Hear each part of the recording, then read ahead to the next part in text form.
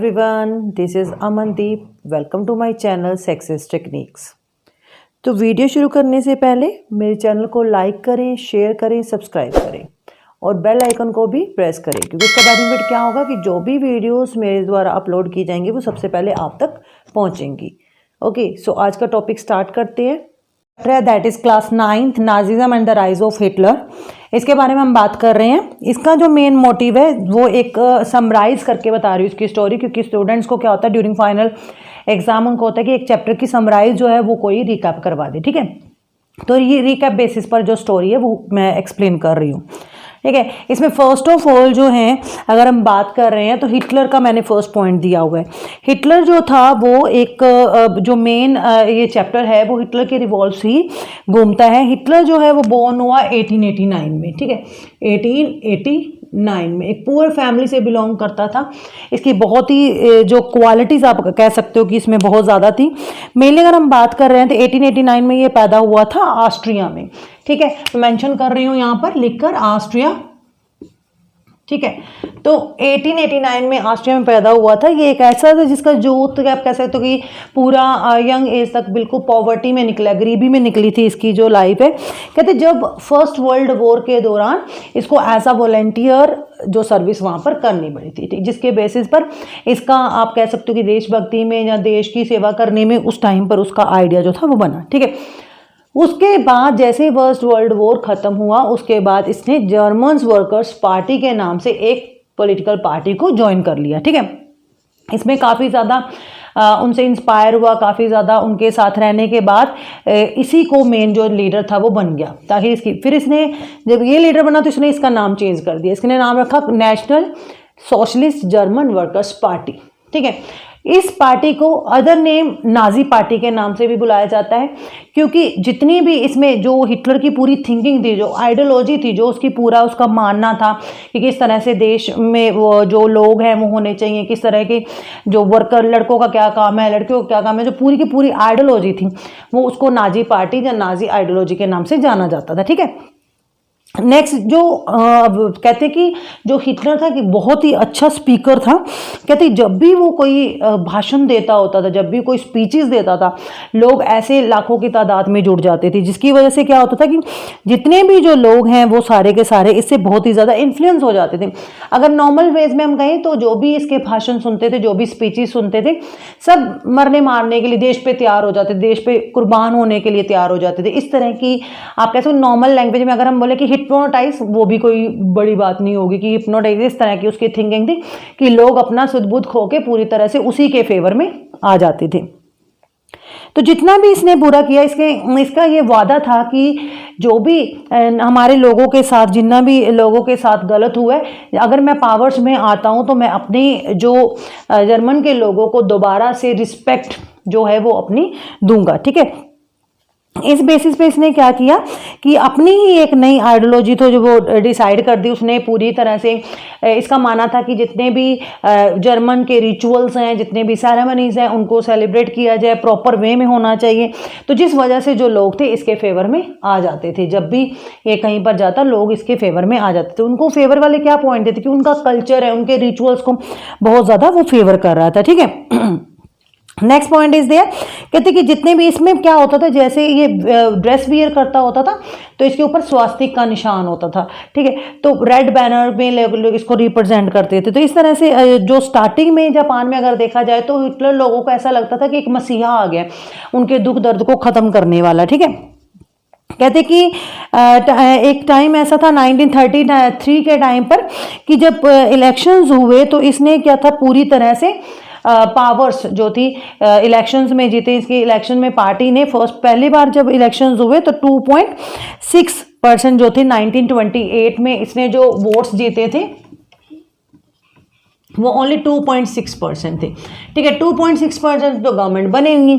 But जब next time पर election हुए, जब 1932 में इलेक्शंस हुए 4 साल बाद, तो इसने 37% सीट्स जो थी वो जीती, 37% वोट्स जो तो जीते। इस वजह से इसकी पॉपुलैरिटी जो है वो कितनी इंक्रीज होगी 4 सालों में आप देख सकते हो। ठीक है, तो इस बेसिस पर लोग जो थे धीरे धीरे जो नाजी पार्टी को ही पूरी तरह से चाहते थे, वो पूरी तरह से उसी में इन्वॉल्व होना चाहते थे। नेक्स्ट होता है आपका, मैंने एक मेंशन किया एक्ट, इनेबलिंग एक्ट 3 मार्च 1933। कहते जैसे ही 1933 के बाद जब हिटलर पावर्स में आया, क्योंकि उसको जो प्रेसिडेंट थे हिंडनबर्ग, उन्होंने ऑफर किया चांसलरशिप के लिए कि वो कैबिनेट के मिनिस्टर जो हैं वो बने, ठीक है। तो हिटलर जब पावर्स में आया 1933 में, तो उन्होंने क्या किया, एक नया एक्ट पास किया, दैट इज 3 मार्च 1933। इस इनेबलिंग एक्ट में बहुत सारी चीज़ों को ऐड ऑन किया गया। कहते इस इनेबलिंग एक्ट ने क्या किया, सबसे पहले डिक्टेटरशिप जो थी वो इस्टेब्लिश कर दी। डिक्टेटरशिप क्या होती है पता है? डिक्टेटरशिप क्या होती है बेटा, एक ही जो आर्मी का पर्सन, उसके हाथ में पूरी सेंट्रलाइज पावर्स कर देना। तो इस बेसिस पे क्या हुआ कि अब हिटलर के हाथों में सारी की सारी पावर्स थी, वो जो भी चाहता था वो कर सकता था, उसको कोई भी रोकने वाला नहीं था, कोई भी उसको कंट्रोल नहीं कर सकता था, ठीक है। सारे के सारे जो पावर्स थे, पार्लियामेंट को खत्म कर दिया गया था, जितनी भी पॉलिटिकल पार्टी थी उनको खत्म कर दिया गया था। इवन जो मीडिया है, न्यूज़ चैनल्स है, उनको ऊपर भी सेंसरशिप लगा दी गई थी कि जो भी वो न्यूज़ प्रिंट करेंगे वो इसकी परमिशन के बिना नहीं होगी। तो इस तरह से ये एक्ट जो है वो बहुत ही इंपॉर्टेंट है। इनेबलिंग एक्ट में मैं एक बार रिपीट करूंगी, फर्स्ट ऑफ ऑल इसमें जर्मनी में डिक्टेटरशिप इस्टेब्लिश कर दी गई थी। इसमें उन्होंने लोगों के जो मेन अधिकार थे, राइट टू फ्रीडम, प्रेस का अधिकार, असेंबली का अधिकार, वो सारे के सारे छीन लिए गए थे लोगों से, ठीक है।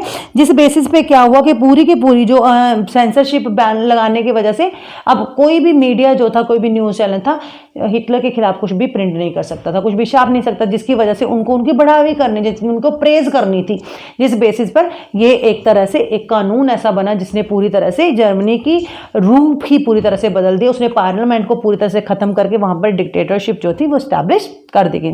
अब क्या था, नाजी बैंड एवरीथिंग इसलिए लिखा है क्योंकि नाजी पार्टी ने सब कुछ वहां पर बैन कर दिया गया था। मैंने आपको बताया कि राइट टू फ्रीडम है, राइट टू स्पीच है, राइट एक्सप्रेस व्यूज है, देन आपका प्रेस का जो फ्रीडम है, वो सारी की सारी चीजें बैन कर दी गई थी।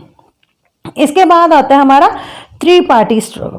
थ्री पार्टी पैक्ट क्या है, ये 1939 में, ठीक है, एक पैक्ट, थ्री पार्टी मतलब तीन पार्टी ने, तीन कंट्रीज ने एक संधि की, एक अपने जो प्लानिंग है, एक तरह से उनके बीच में कोई एक समझौता हुआ। वो किस तरह से था, कहते जिसमें जो थी मेन 3 कंट्रीज थे, वो कौन कौन से थे, जर्मनी, इटली एंड जापान। ये 1939 में इन्होंने ये पूरी तरह से क्या किया था, एक पैक्ट किया था कि हम जो भी मिलजुल के काम करेंगे, एक दूसरे को किसी भी तरह का जो नुकसान है वो नहीं पहुंचाएंगे, ठीक है। तो इस तरह से कहते हैं कि 1930 1940 जो टाइम पीरियड है, हिटलर की पावर्स जो थी पिनाकल पे थी, मतलब उस शिखर पर थी पूरी तरह से, उसको कोई भी कंट्रोल करने वाला नहीं थी, इनॉर्मस पावर थी, वॉट एवर ही वांट्स सब कुछ वो कर सकता था, ठीक है। नेक्स्ट पॉइंट आता है जो इसका सेगमेंट है वो बहुत इंपॉर्टेंट है, दिस वन पार्ट 1941 जो है, यहाँ पर जो हिटलर ने, कहते हैं कितना भी शातिर दिमाग हो, कितना भी समझदार वाइसफुल पर्सन, एक स्टेप जो है वो गलत कर देता है, कहीं ना कहीं वो गलत स्टेप। तो ये जो 1941 का है अटैक ऑन सोवियत यूनियन, कहते हैं कि ये हिटलर की सबसे बड़ी ब्लंडर मिस्टेक थी, ठीक है, ब्लंडर मिस्टेक थी।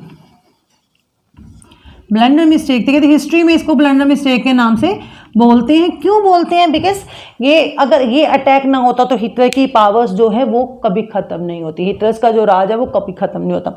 Attack on Soviet union, Germany defeat and the state grass. तो कहते हैं अगर इसका टाइम पीरियड देखा जाए, इस बेस टाइम पीरियड पे क्या हुआ कि 1941 में उसने सोवियत यूनियन के ऊपर अटैक किया, जो उसको बहुत भारी पड़ा हिटलर को। कैसे भारी पड़ा, क्योंकि इनकी जो आर्मी थी वो ऑलरेडी बहुत ही ज्यादा पावरफुल थी, उसकी हिटलर की जो सेनाएं थी उसको पूरी तरह से सामना नहीं कर पाई, जिसकी वजह से ये प्रॉब्लम आ गई। और जो जर्मनी था वो डिफीट हो गया। कहां पर डिफीट हो गया, एट स्टालिनग्राड, ये जगह का नाम है बिल्कुल। तो यहां पर पूरी तरह से जो हिटलर का जो पूरी तरह से कहते सोवियत यूनियन जो थी उसके ऊपर अटैक भारी पड़ा। क्यों अटैक भारी पड़ा, क्योंकि उसमें पार्टिसिपेट किसने कर दिया, यूएस ने। यूएस ने जब पार्टिसिपेट किया तो यूएस और ज्यादा पावरफुल था, जिसकी वजह से उनका साथ दिया, और इस साथ की वजह से जो हिटलर था, फर्स्ट सेकेंड वर्ल्ड वॉर जो था पूरी तरह से खत्म हो गया। 1945 में मई तक में हिटलर जो पूरी तरह से डिफीट हो गया, खत्म हो गई हिटलर की पावर। और हिटलर की पावर्स खत्म होने का उसका ब्लंडर मिस्टेक का रिजल्ट क्या निकला, यूएस ने आइटम बॉम्ब जो थे हिरोशिमा और नागासाकी जो जगह है जापान की वहां पर गिरा दिए थे, जिसकी वजह से क्या हुआ कि लोगों का आज तक भी ये ब्लंडर मिस्टेक है और हिस्ट्री में इसको क्रूअल्टी का इम्पैक्ट भी बोला जाता है, क्रूअल्टी का एक एग्जाम्पल भी बोला जाता है कि ह्यूमन के ऊपर जो वॉर है बहुत ही बिगेस्ट ब्लंडर मिस्टेक कह सकते हैं। इसके बाद जितनी भी आपने देखा है पीसफुल जो संधियां हैं, जो कॉम्प्रोमाइज जो कंट्रीज के बीच में होती रहती हैं, सिर्फ इसी बेसिस पे, क्योंकि इस कंट्री जो आज तक जो हिरोशिमा नागासाकी में कहते हैं कि क्रॉप्स जो हैं वो प्रॉपरली ग्रो नहीं कर पाती। इवन वहाँ के जो न्यू जनरेशन है, जो बच्चे पैदा होते हैं, वो आज तक भी हैंडीकैप्ड पैदा होते हैं। तो ये सबसे बिगेस्ट और ब्लंडर मिस्टेक कही जा सकती है, क्योंकि अगर हिटलर जो वो स्टेप नहीं उठाता तो ये जो रिजल्ट था वो कभी भी नहीं हो पाता। मेरे को लगता है आई होप कि it will be clear to all and thank you, have a nice day.